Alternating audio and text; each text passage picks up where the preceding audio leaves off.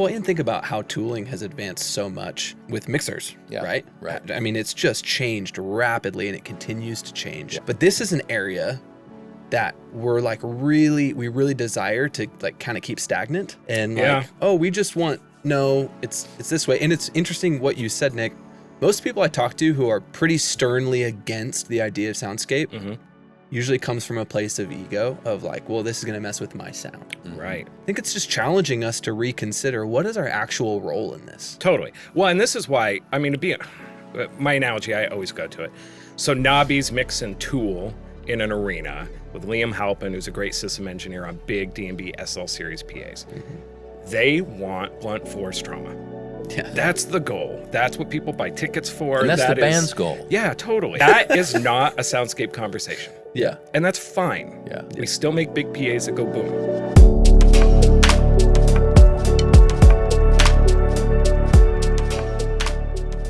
Well, today we are talking about object-based mixing. Welcome to the MxU Podcast. Jeff, do your thing. Where's your thing at? I don't know. You took my thing. Wait, are we live? Yeah, we're live. Yeah, this thing is on.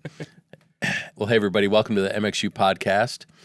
Today, Spencer and I are joined by Nick and Zach from D&B, and they're here this week actually doing some filming for a couple of courses on the MxU platform all about Soundscape, which is D&B's object-based mixing software and deployment. And so we thought it would be a great time to just kind of sit down and talk about this technology, not just D&B's, but just kind of the idea of, quote, immersive, object-based, surround. Like a lot of people think about this in different ways. So I think a good thing to do would be just to kind of clarify some of these terms. Because I think as people start to hear about these kind of systems, you know, they might think, well, okay, so this is like the surround sound in the movie theater, or this is like my surround system at home, or, okay, this feels kind of gimmicky because now you want me to put the tambourine from my percussion track behind me. Like, what's that all about? So I think there's some misconceptions about it in general that we could kind of clear up. But then I think it's important for us to spend some time today just talking about kind of application-wise, why this might be something worth considering, and maybe just put it in a context of sort of PA systems in general historically, and then maybe what's some things we should think about for the future. So maybe let's start by sort of demystifying some of the terms. Sure. Because I think people get confused, or they make assumptions based on someone's marketing, and you know, it's just important to talk about, okay, what do we mean when we say object-based mixing? Can I start? Yeah. All right. Object-based mixing does not necessarily mean surround sound. Right. I think most people hear soundscape or another product and they just picture speakers to the sides and the rear of the audience. Yeah. The majority of soundscape systems are a 180 system, as we call it, just a frontal PA with positional-based mixing. Yeah. So basically that means you take an element in your input list, you know, let's say, you know, your drums, your vocals, your keys, your bass, whatever your stuff is, and you basically place it across that 180 field. Most of the time based on where the person is standing on stage positionally. And so we're not talking about, you know, Atmos, immersive, surround. It's just positionally across the front field. And just to add clarity and realism with less work on the desk. And for clarity, just when you talk about frontal PA, what is the minimum number of hangs to be able to pursue object-based mixing? Two. You just need two. Yep. Soundscape will make a stereo PA better. Is it worth it for that reassuringly expensive processor, the percentage of improvement you get? I think that's a good debate to be had. Interesting. Once you get into 3 or more mains positions, it starts to make more sense. And there really isn't a rule. There are some kind of guidelines and considerations, which we're going to talk about in the course stuff that we're recording. Yeah. But in general, we recommend a center speaker position if you can. If you can't, then I recommend you don't have a center speaker position. And we do an odd number of mains. So it could be 3, 4, 5, 11 mains. And as you add more positions, generally speaking, all of the positions can get smaller. Gotcha. So it's almost like your alleys just get a little bit narrower as far as stereo imaging, or like break that down. What's the... I mean, I think Jeff kind of alluded to it a little bit. Like, I think as an industry, we kind of shot ourselves in the foot a little bit when this stuff started coming out, because you go to a demo room at a trade show and it's like, wow, there's 60 speakers in here. And right, for an audience of 20. Yeah, it's a 30 by 30, whatever. And you're moving stuff around and it's really cool. And I think some people walked away with, wow, that's really cool, but I don't need to do that on a Sunday morning. Like, why would I do that? So I think both Nick and I are both kind of trying to get people to be like, hey, that's really cool. Forget about that. Let's just fix that breakdown that happens when you listen to a stereo PA. Because when you talk about the number of speakers, I mean, stereo works if you're far enough away and at the right, at 400 feet away from something, 2 speakers, you can get a lot of localization. Or if you're right between them, if you're just kind of depending on the level difference. But most of our spaces are wide or fan shaped, or, I mean, a lot of them don't even have a center aisle. So if it does, like the only people that get stereo are going to the bathroom, on their way out. So for most people, even in a room that's, not that wide, a stereo PA is really only stereo for the center section of the room. Yeah. I mean, you might have a stereo image for 20% of your seats. Right. But for most people, if they're sitting on the left, they're hearing the left. If they're sitting on the right, they're hearing the right, because of the way traditional stereo systems work, just the way the physics and acoustics works. Let me ask you a question.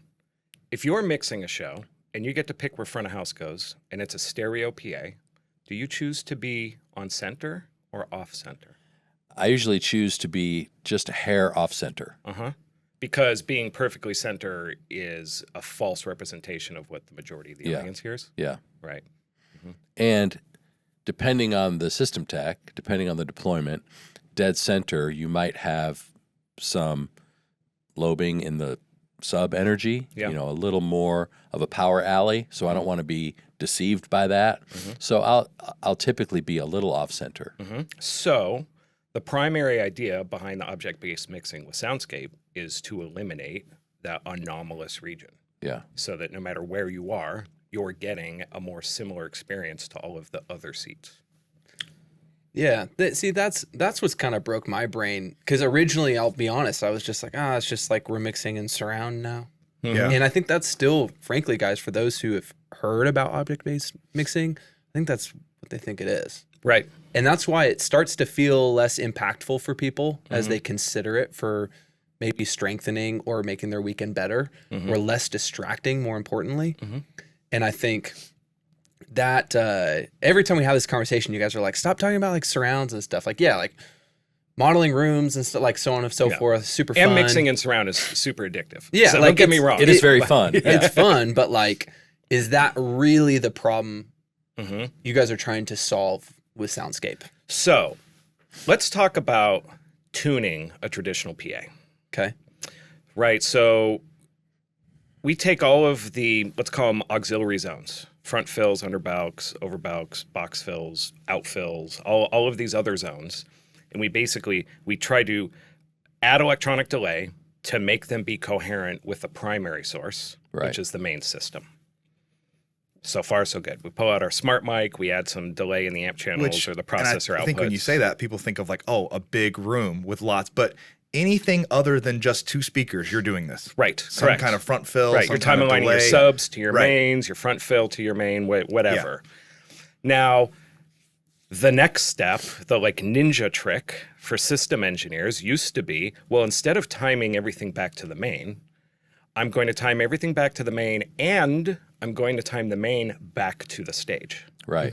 I know a lot of system techs who will time align everything to the snare drum. Right. It's the loudest input on stage, and it is further upstage than any of our PA elements. So we're going to delay the PA back to the sound of that transient. When you do that, you have to pick one place to time align to. Right. And you usually pick the snare because it's the loudest thing on stage. Yeah. And it might be percussive. upstage center. So it's like it's actually focusing to not, off to far stage left or stage right. It's in the center of the band. It's center upstage. That's the loudest thing. So you're time aligning to one place, and you're time aligning in one axis, Right. right? You're pushing the PA back from a front of house perspective to the snare without any regard for how the snare time aligns off to the side Right. to those audience people. To Because the person sitting far stage left, that snare drum is in a different place than it is 90 feet away at front of house. right. But in a traditional system, you have a single fixed delay time that you can apply to every zone. So you just have to pick one place Right. as your, your compromise. And even when you're tuning a PA, you're really kind of, a good system tech is really finding the compromises of a lot of different positions that they'll pick throughout the room. Right. Different mics, but in the old days, it'd be like, I have a mic, I'm going to put it in a place and measure time to that place. Right. And then we thought, okay, well, let's maybe move around to get kind of an average, but all of those averages only get you so far because every seat is different. Every Right. seat is perceived differently. Right. And to me, this is the art of system engineering, right? You can't make it perfect for everybody. Totally. So what is the right amount of messed up for everybody Yeah. so that it's a good sounding show and it's equal?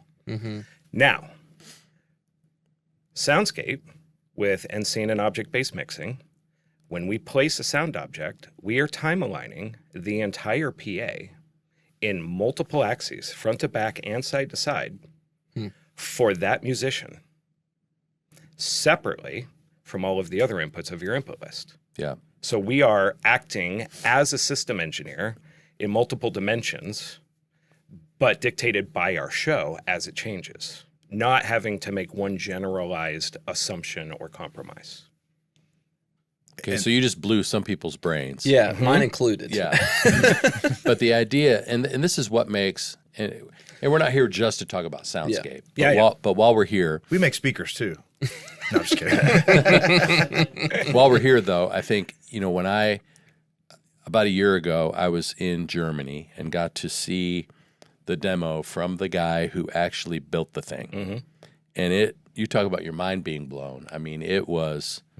Nick, you do a great soundscape demo, but what was his name again? Ralph Zulig? Yes. And Jeff and I were just like... See, you can understand Nick, so it's not as mesmerizing. Just do more of a German accent, you'd be fine. I watched him do a soundscape demo in Cancun, and they introduced him as Papi de la Soundscape.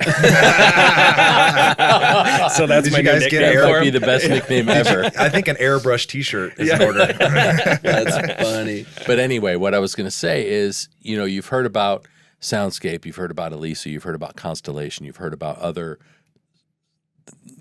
software systems that are trying to do this same thing. The thing what impressed me the most is that, some of them just use amplitude. They use volume to make the perception feel different.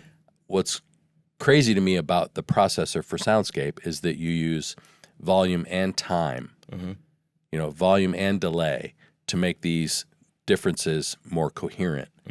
And the whole XYZ axis perspective is just, it's fascinating. All right, so I have an experiment for people to do at home. Okay. I think most of us have some kind of like stereo near fields on our desk, right? So we can audition content. I know every desk around here has a pair of speakers and a sub. So pick a simple piece of content like a solo vocal or guitar or whatever, and add just a little bit of delay to the right side of that signal, and watch how you perceive the sound is coming from the left speaker, even though you never turned it down in the right speaker. Everybody can do this with two speakers. Yeah. So Soundscape is based on this principle. It's called the Haas effect or the law of first arrival. This idea that we can still have the signal come out of all speakers, but make you feel like it's coming from the desired position. It's like tricking your ears. Right? Totally. Our ear brain system is not tuned to be able to decipher the same signal coming from two places because it doesn't happen in the natural world. Right. It's designed to localize to where the sound is coming from. Even if That's you what have... makes binaural hearing and the whole human brain, you said ear-brain system. I mean, that's what makes it so perfect is that our brains are designed to perceive things, historically probably dangerous things coming from behind us, coming from the side, coming from the front, and at what distance. Yeah, and so even if you have two identical cars idling at the same RPMs, those are not correlated sounds. They're out of sync with each other. Those are two different sounds that are similar. But to take the same car sound and make it come from two places at once only happens in the electronic world with speaker technology. And so this is why our brain can't figure it out very well. There's an electric car joke in here somewhere. Yeah, that's really fascinating. Okay, so getting back to Soundscape for Dummies a little bit. Yeah. Let's make sure we kind of set the record straight, because I think some people are like, wait, so there's this processing unit and the speaker, because they're like, oh, Soundscape is like more speakers, but they don't understand like there's actually a ton, and we learned this when we went to Germany and learned more about Soundscape. Like the processor is doing a ton, and how unique. I think a lot of questions we get are like, are the speakers what's unique? Is it the placement of the speakers? Is it the processing? Is it all of them together? That's why I asked, like, what's the minimum number of hangs? Yeah. Well, Nick always does a great presentation when he's kind of explaining this, and he kind of talks about like showing all the stuff for years we've modeled what our PA system would look like, what the coverage would look like. This is, but we've never actually told the system where the sound is coming from. So the processor is where that bridge is happening from artistic intent to physical deployment, right? Because the PA never knew. Well, we know how fast sound travels. We know where the speakers are. We just never told it what the thing we wanted it to do is. So that's where the processor comes in. And that's coming straight from the console. Yeah, so it depends on how you want to feed it, right? So some people, basically the way the processor is set up is you've got a 64 by 64 matrix. And you can decide what you want to do with those channels. So a lot of times that's post-fade direct outs right off a channel. You still use a fader just like you normally would. But instead of sending all of that information down one or two buses to the PA, you work so hard. We've all had this feeling, right? You work so hard on this drum and you're like, this is the best sounding drum. Like, how many... I'm at least going to get one not complaint today, like this is going to be great. And then you turn up everything else and that drum doesn't sound as awesome anymore, right? Because you've put it all down this bus. So we're getting rid of the stereo bus as our way from the console to the PA and it's almost like letting every input have its own PA, right? So that to me is where the magic happens. We're not pushing everything down one bus or one hose, if you will. We're kind of letting it all go out. And the sort of the byproduct of that is all of a sudden these speakers are working together as a team. So even what we think about as a speaker size traditionally, it's this size room. We can all do this, right? We walk in a room and go, something about this big, that would probably work. We have to kind of even change that because we're not talking about stereo anymore. The way our channels get to the PA and get to ears has ultimately fundamentally changed.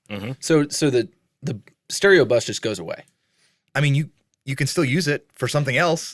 So like how do you guys walk through that with people who are doing stuff on their left, right, for whether it's... Well, in reality, it's your PA. You can do it however you want. I mean, you can still... Would you do that processing though then on the processor instead of the console? All right, so let's go to like the extreme of all Soundscape all the time style operation. Nothing gets collapsed down to a bus. Everything hits the processor on its own feed out of the console. We place them with sound objects. And at that point, we can do things like apply a master EQ, for example, in the processor, because there is no way to do master EQ in the console because it's 64 channels coming out, as an example. Makes sense. But we can also collapse stuff down to a bus and put that to a sound object. For example, the way I mix drums is I'll take like both my kick mics, both my snare mics, and my hi-hat mic, and send that to a mono bus that goes to one sound object because I never really need my kick and my snare to be in different positions. Yeah. So now that's a bus that I can do some parallel compression on and stuff. And then you've saved a few of your 64 outputs to the processor. So if you have more than 64 channels, that's a way to get things summed down to be able to fit in 64. Yeah, the 64 inputs to the processor should not be considered against how many console channels you have. Right. That is 64 positions available to you. And 64 positions is a lot. Yeah. Right. It's a ton. Well, and there's not like a lot of times too, we'll help people kind of set up some sort of catch-all positions. If like, hey, we got a guitar player, we didn't even know it was playing until right before. There's not like this added step of like, well, now I've got to go play. It's like, just pull his channel up and send him to the PA. Like, I think that's the people get scared of that. So then let me talk about the hybrid thing, because that DS100 can take any signal and it can, DS100 is the that's a processor. Okay. Yeah. That's part of the magic. Yep. It can take any signal and put it on a sound object so you can place it. But it can also take any signal and just switch it to a manual matrix mode so you can send it to the PA however you want. Yeah. So we see hybrid mix scenarios where a stereo drum bus is feeding the matrix inputs of that processor, routed to the PA in a more traditional manner, because that's the type of processing, the type of mix flow, and the type of, sonic aesthetic that you want out of the mix. But your vocals are still coming out of post-fade or direct outs and represented by sound objects. So you don't have to give up all your stereo if you don't want to. And so usually on these systems, we have input 63 and 64 pre-routed to the PA in what I call soundy come outy mode. Yeah. Right? And so technical. Yeah. Any channel that gets assigned to the master bus, soundy come outy. Yeah. So you're ready to rock. Yeah. And maybe that's for the other service with the other volunteer operator that doesn't need all the whiz bang, or just, videos maybe. Sure. Right. Yeah. The content that's playback. already stereo that you can't unstereo. Yeah. Yeah. That's interesting. Yeah, it's super interesting. Well, it's funny you said that because of videos, because one of the first, not one of the first, but one of the commissionings that I was involved with, the first event they were doing was like a conference, and the video guy happened to be in the room, and he was like, wait a minute, you guys can like space stuff out. And then he did like the video guy thing, like, no offense. He did like the video, like he ran off to his computer, like, I've got an idea, and he came back and bounced back 5 channels from this video. And it was like a testimony video of someone telling a very emotional, gripping story, something that happened in their life. And like traditionally, the problem that happens with those videos is somebody mixes it in their office and it sounds amazing. Right. The problem with those videos, hold on, let's be honest. The problem with those videos is that it's a video guy mixing the audio. Yeah. Wow. Too soon. Jeff, that's so insensitive of you. No, we all know how that is. You can hear the noise floor switching as the dialogue changes. It's not a stereotype if it's always true. Well, flip it. Sorry, Marcus. Flip it. If it was that's not fair. If it was me coloring a camera, it'd be just as bad. Yeah. So it's not an insult. Yeah. It's just people would care less. Yeah, exactly. So basically the guy came back and was like, hey, this is the problem is someone's talking and there's a music bed and someone spent a lot of time making that music bed and it sounds amazing. But then it's like, what are you going to do? Like, give me a mono channel so I can kind of music bed versus the person talking. So now they were like, hey, let's put the guy talking center in that video and move our music bed way out. The levels don't really matter as much. My brain is drawn to that person talking. So I think even the stuff we think of, oh, this is always stereo, maybe there's a chance to not stereo it, and all of a sudden it becomes even more powerful of a communication tool. Honestly, I think that's why churches have been one of the primary adopters, because they're in a position to actually control the content more flexibly, right? Yeah. I mean, there's a will, with a team, there's a team, right? There's multiple departments. It's not like a tour where video's some other contractor and you can't get them to change their mind. Right. You're a team. You can well, talk, and it's also like they're in the same room. They can grow and create as opposed to just being like, a tour where it's Groundhog Day and Bob Smith Arena, they're all the same. But like, Nick, I would love to hear your perspective, because you've worked on obviously systems in all kinds of what we call verticals, different markets, but like really churches have kind of been the leader here as far as the most soundscape systems, at least in the US. The most installs for sure. Yeah. And I think traditionally the church world, we kind of followed whatever the touring world was doing. This is like one of those instances where the church world was actually at the party first a little bit. Yeah, I mean, the first adopters of soundscape was like Broadway and West End, but we still, at D&B, we consider that a mobile vertical. Yeah. Even if it sits down for 3 months, it's still a temporary install. Yeah. And soundscape is an enabling tool that allows those types of sound designers to do what they've been doing for years, just much faster and easier. Yeah. They're used to, tech rehearsals where like the whole PA is tuned for the actor who hits their mark in that highly scripted show. So, all right, that was adoption set number 1. It fixed a workflow problem with a goal they already had. The vertical, as you said, number 2, is installation in American house worship applications. Yeah. Because I think those factors, like we talked about, the fact that, you're working, you and the talent work for the same people. Yeah. You and the video department work for the same people. Your friends, you work every day in and day out. You can grow and learn together. And I think that's really rare in terms of show business. Yeah. Yeah, it's pretty siloed.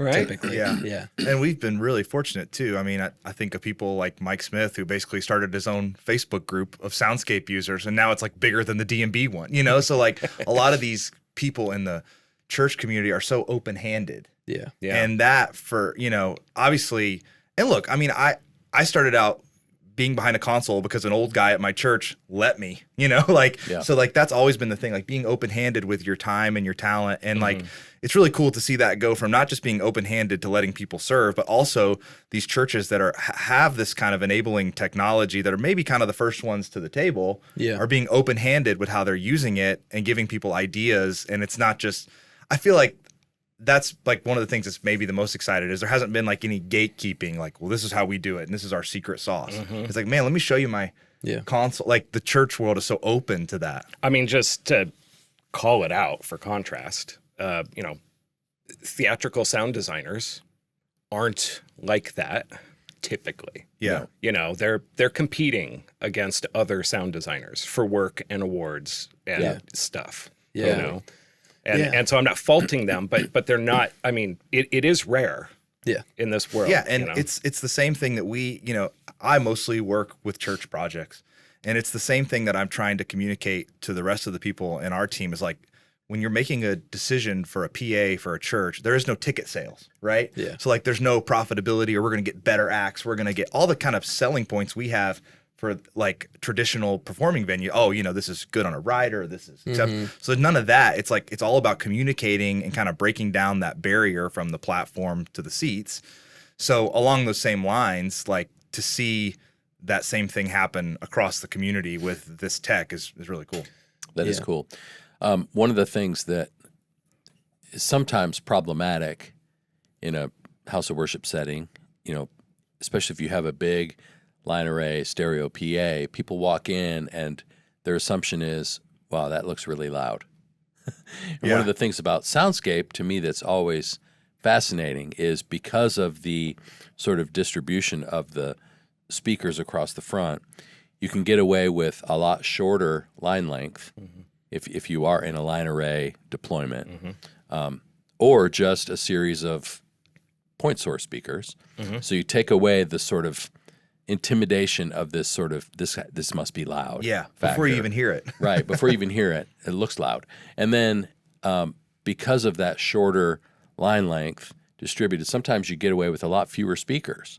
So in terms of just scale and affordability and all that, it's almost like, man, it's at least as good, if not better, of an idea than, having to rebuy, or when it comes to upgrades and, other things, it's like, okay, are we going to rebuy this big line array that's at the end of life, or are we going to maybe think of something different?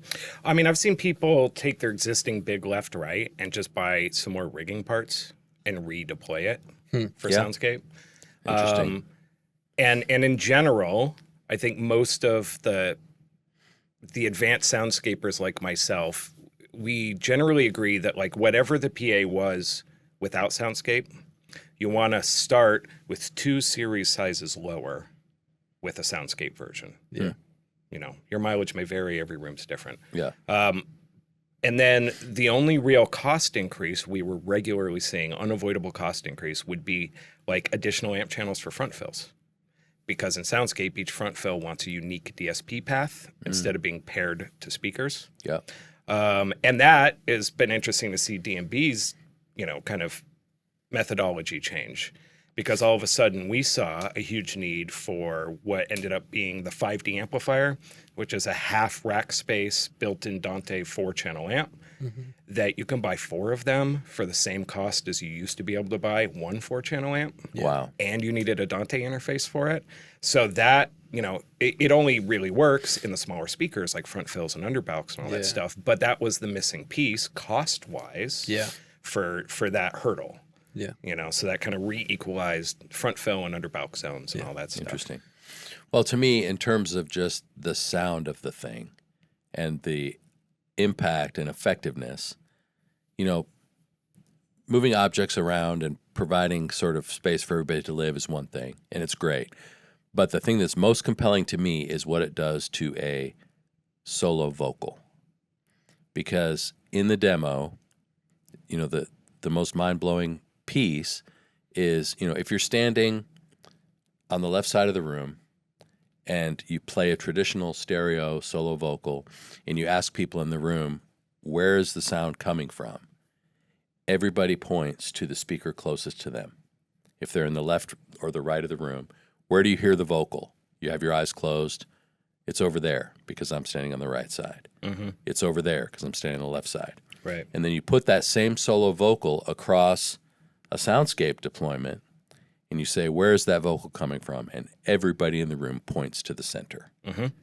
And that's because of the way it's doing its time and level process throughout the room. Mm-hmm.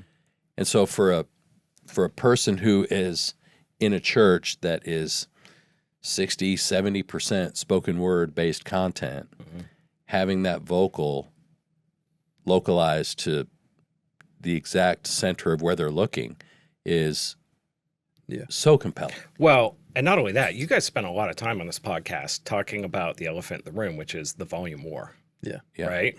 Like how loud is impact and emotion, but how loud is too loud, and this whole thing. Yeah. And we as sound engineers are desensitized to this, which is why we're on one end of the spectrum usually. Yeah.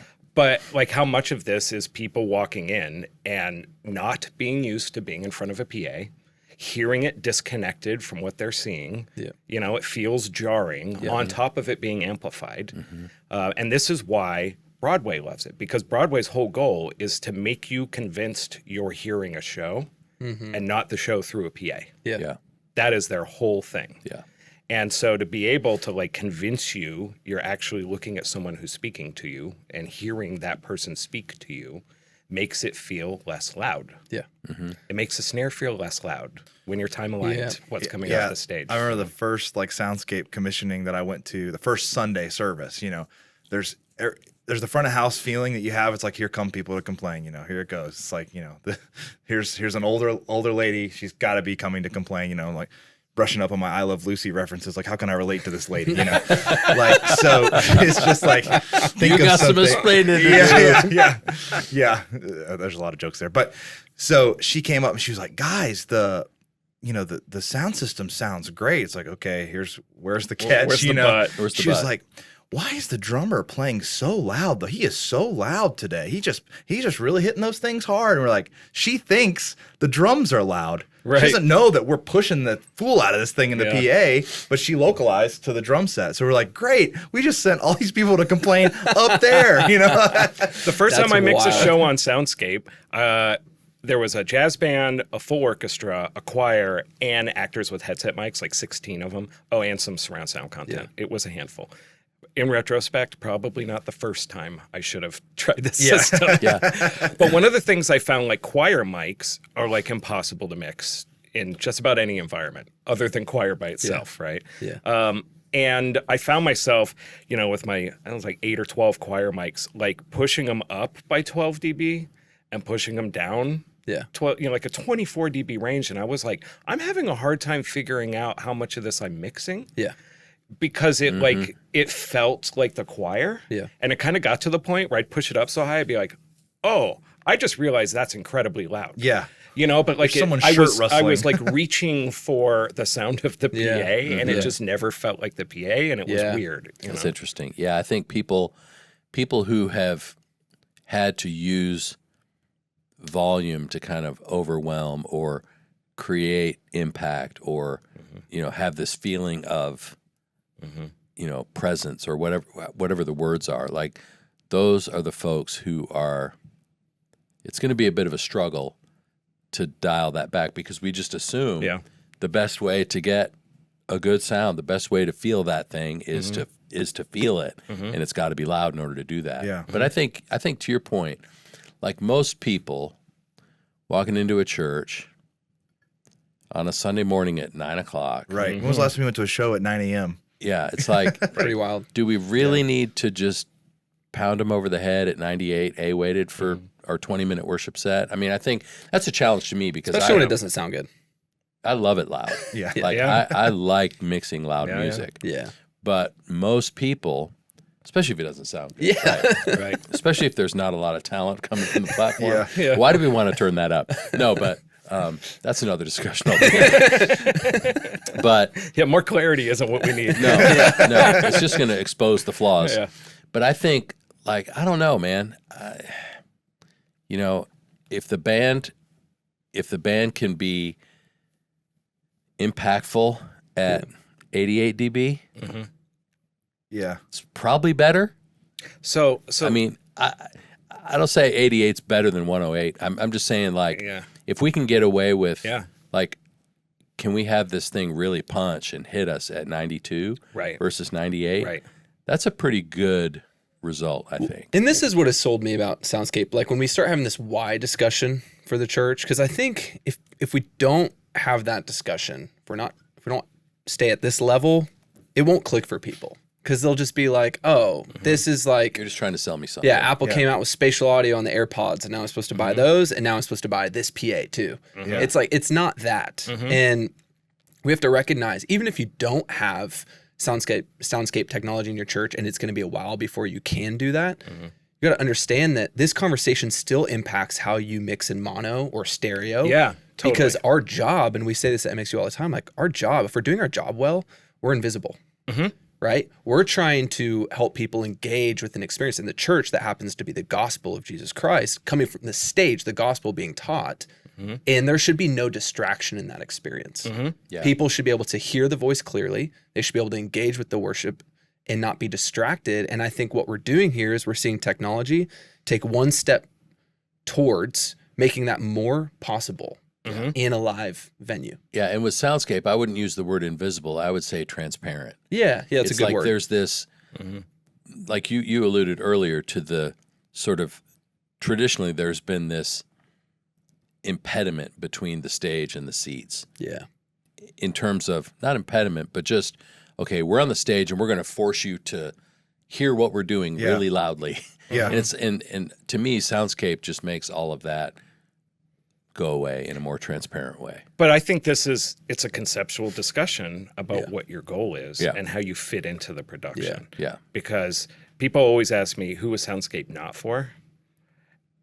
And it's hard for me to fully identify them until we really sit down and talk. But I've seen it happen after an install where the engineer just takes every input. It takes our spread control, which is like a width control of the sound object, makes them all wide. Yeah. Turns off the delay processing because it has more impact to the center of the room where front of house is. And they even do this with the pastor mic. Yeah. And I'm like, okay. So why did we do this Why at did all? we do this? Right. Yeah. The sound that you want Yeah. isn't what this enabled you to do. Yeah. The sound that you want is what you could have done without Soundscape. Yeah. And I'm not saying that's wrong. Go ahead and But name I- drop them, Nick. Just Yeah, real quick. yeah, Just yeah. like What's the listen? initials. Yeah. Yeah. You know, it's so how much of what we do as a front of house sound engineer is for us and our ego, and how much of it is to serve the congregation? And I'm not saying there's a right answer here, because I'm just as guilty as everybody else, and I'm an artist, and I know the artists need to feel fulfilled in order to keep doing their art. Yeah. And what you want isn't wrong, Yeah. you know? Yeah.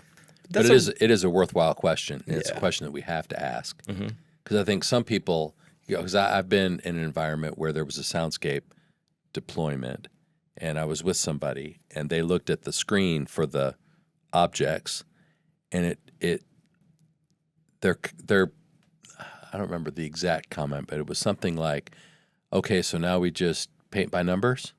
Right. We just drag things around and don't push a fader, and okay, what are we Right, doing? right. And it's like there is that component of, man, I want to dig into this thing and hone these inputs and really kind of show off my craft and all that. So the why conversation is so important. Well, and think about how tooling has advanced so much with mixers, right? Right. I mean, it's just changed rapidly, and it continues to change. But this is an area that we really desire to like kind of keep stagnant, and we just want it's this way. And it's interesting what you said, Nick. Most people I talk to who are pretty sternly against the idea of soundscape usually comes from a place of ego of like, well, this is going to mess with my sound. Right. My sound, this is going to, and it's like my workflow, my console file, my sound. Yeah. And it's like, there's not as much impact or whatever. We could use all the words, to say, right. I think it's just challenging us to reconsider what is our actual role in this. Totally. Well, and this is why, I mean, my analogy, I always go to it. So Nobby's mix and tool in an arena with Liam Halpin, who's a great system engineer on big D&B SL series PAs. They want blunt force trauma. Yeah. That's the goal. That's what people buy tickets for. And that's the band's goal. Yeah, totally. And they want to just pummel you over the head. That is not a soundscape conversation. Yeah. And that's fine. Yeah. We still make big PAs that go boom. Yeah. You know? Maybe they want the DS100 to do some matrix routing all built in R1 instead of having to switch to their Lake controller software or something. Yeah. But, whatever. Yeah. So what's your goal? Yeah. And if flexibility and a new way of thinking is interesting, then maybe we should talk soundscape. If you really want to do parallel compression on your drum bus, okay, that's fine. We can do that, but we can still do soundscape on the rest. Yeah. If you want everything to sound like a wall of sound, then you really don't need this thing in between your mixer and the PA. Well, and I think we get to see, because we work with so many churches, sort of this thing that happens, which is kind of like someone comes into the position and they buy all their favorite toys and then they leave. And it didn't really serve what they were trying to do, or they've set up something so convoluted that no one can figure it out, So I think that's the same kind of thing that can happen here, where it's like, okay, how do we set something up that is going to be, as far as the system deployment, going to be serve the most amount of people with the thing. Yeah. And I don't think we're quite to the point yet where, like I always say, like nobody wants to be like whoever, like the last guy that bought the like standard definition video switcher, like he bought the last one. Like where is he now? He's in tears, and he does. There's a lot of things he could be doing, but it's might like be working at Buc-ee's. Yeah. Hey, you're probably making more at Buc-ee's. Yeah. But anyways, like we're not quite there. Like no one wants to be the last person who bought the old style of a PA, right? Yeah. And I don't think you should ever buy something just because it's the cool new thing. You should buy what serves your ministry. Yeah. But if I would say 60, 70% of the time now, when people come to us about upgrading their PA, they want to see a soundscape or an immersive option and a stereo option. Yeah. And I'm not saying that, and sometimes the stereo is what works for them. But man, you should at least think about it, because a lot of times we get one shot at this thing, right? Yeah. You can't buy another thing for another 15 years. Those old ladies that come up and complain, I was always super nice because I was like, you never know which one of these ladies is going to die next. And I want to be nice. I want the tech department to be high on the donation list. So it's too loud for you? You don't like that floor, Tom? Yes, ma'am. Get you a coffee? Hey, I'm fine with it. No shame. Do you have a daughter? Yeah, this is my single day. So this is years ago. But I think that like golly, I can't think of what I was going to say. But I think that we're not quite there, but I think you should be thinking about this type of conversation if you're thinking about upgrading anything, Yeah. I think we've seen it in consoles, right? I mean, from the days of the analog channel strip to now the days of something like LV1 and Steven Slate and all these things. It's like I could not imagine mixing on an iPad. Yeah. I could not imagine. Because you didn't know what iPad was. No, that's what I'm saying. Or speccing a console that has just enough inputs for your known input list. Right. You would never do that. Never do that. It's like, so just in the console realm, how far we've come and how adoptive people have been to all kinds of technology because it is so helpful. Yeah. So it's like, PA systems have traditionally been one thing. Yeah. Right? Do you want you need enough boxes to fill this volume of air with sound? Do you want that to be point source, line array, mono, stereo? That's been a conversation for a long time. So when things like this come up, it's like, okay, how can we encourage people to kind of tear down their assumptions and break down the wall to go, this is actually worth considering. This is not a gimmick. This is not a toy. This is not just a way to spin, your tracks, pads, and your reverbs around you and surround. That's not what we're talking about. There are some spatial things that are cool if we want to talk about that, but primarily we're talking about how to get what's coming from the stage to the people's ears in the most compelling way. Right. Yeah. I know Zach and Chris spent some time doing some MxU courses on Array Calc and R1. Yep. And I think this is really good for people to download this free software and not have to take our anecdotal word for it, but to see that big 24S point source actually performs better and throws better than a 6-box TU line array. Yeah. Because we're often trying to back people down from what they have in their mind's eye to what we think will serve them best. Yeah. And the courses we're going to be filming in the next couple of days are going to be the same thing for Soundscape, so that we can see our room in prediction software and get a sense of how it will benefit people so that you can decide what actually serves your needs. Yeah. Yeah. And for those listening, if you're wondering, D&B came to MxU, it was a couple years ago now. We're like, hey, you guys really should start considering a Soundscape and looking into this. And we'll be honest, at first we were just like, we're not really sure. This is uncomfortable. And so I just want to make it really clear to those out there who still maybe this hasn't clicked with, like, this is not like we heard about Soundscape yesterday and now it's this new, it's like, this is something that D&B has worked really hard on. And we've actually looked at it pretty critically and been like, what's going on here? Like, we went to Germany, got that, like, and listened, and Nick, you've walked us through it. So I would just say, this is something that's worth learning more about, whether or not you're ready to implement it just yet.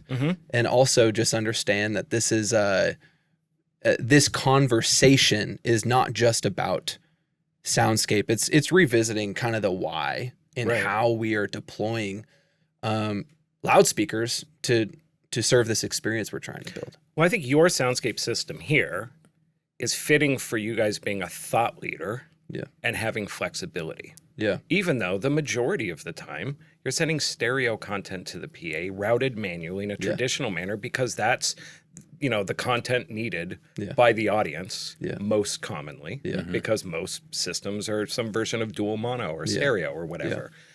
But you have the ability to grow and you have the ability to do more interesting things if and when it's appropriate. Yeah. So if you're ever wanting to hear Soundscape, we've also had this conversation where, like, how do we accurately represent Soundscape in training? It's kind of near impossible to do, audibly.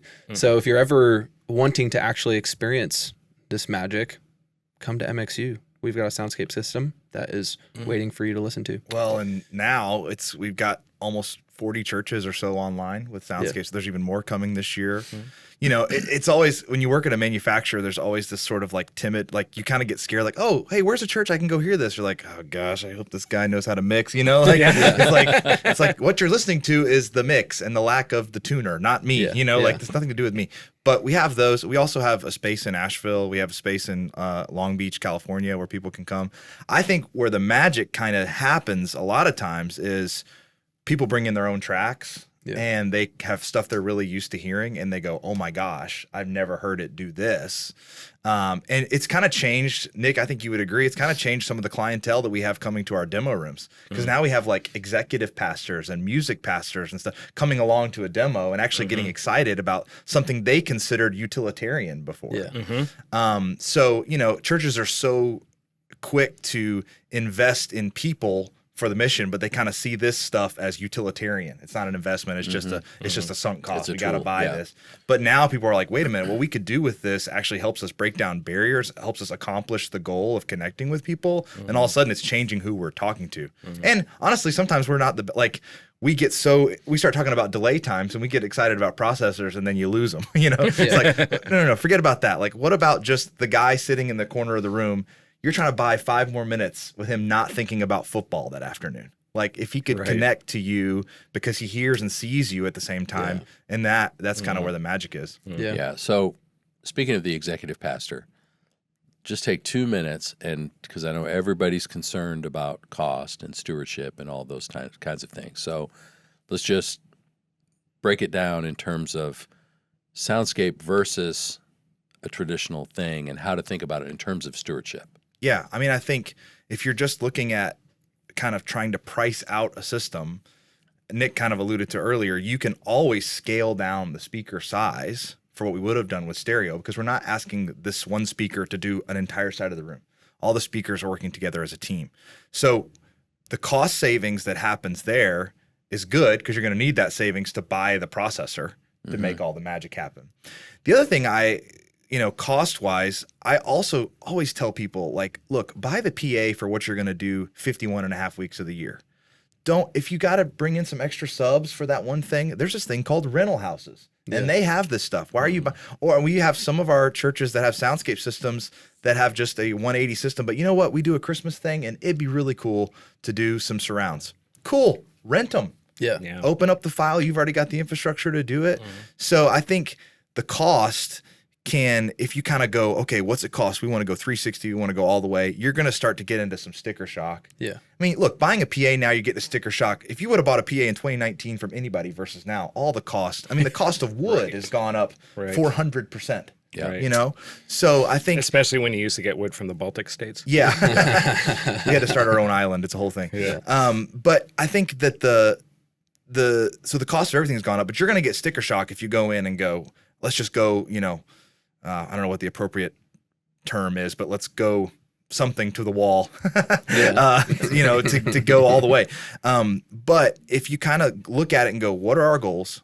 Let's use the design tools. We always say that, all the time spent in array calc is free. It's not like we're in a room with the measurements and all this stuff. You can sit there on your laptop, in your boxers and work on a PA. So spend as you like to do. As I like to do, yeah. I live stream it on Twitch too. But no, like you can take the time to kind of do that work ahead of time. And then we're seeing the cost. I mean, Nick, you might be more confident to throw out a number, 15, 10% more if the work is done correctly. Sometimes less. Yeah, it depends. But just ask your integrator or whoever your trusted contact is for a design proposal for stereo and a design proposal for Soundscape 180. Yeah. I mean, that's all you need. Yeah. You can judge. That's good. And sometimes it's cheaper. Yeah. But, stewardship isn't just about dollars. I think you're stewarding the experience too. And so if you can take that extra 10%, 7%, 12%, whatever it ends up being, and make what's coming from the stage more transparent, more impactful, more intelligible, whatever the case may be, that slight cost increase might be worth a lot more than the number. Yeah.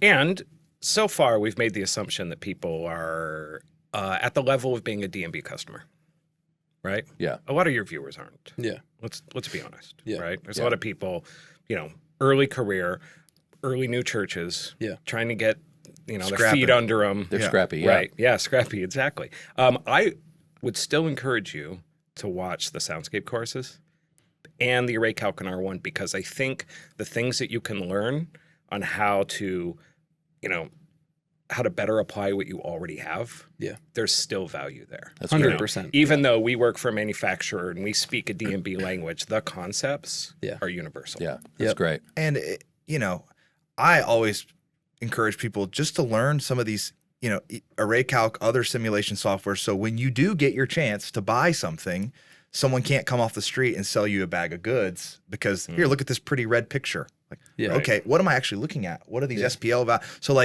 take the time to educate yourself because that's going to make you kind of get to take advantage of your opportunity to make a purchase when you do. Yeah. That's good. Yeah. Awesome, guys. Man, this has been one of my favorites. You guys, it's so fun talking to people who know what they're talking about.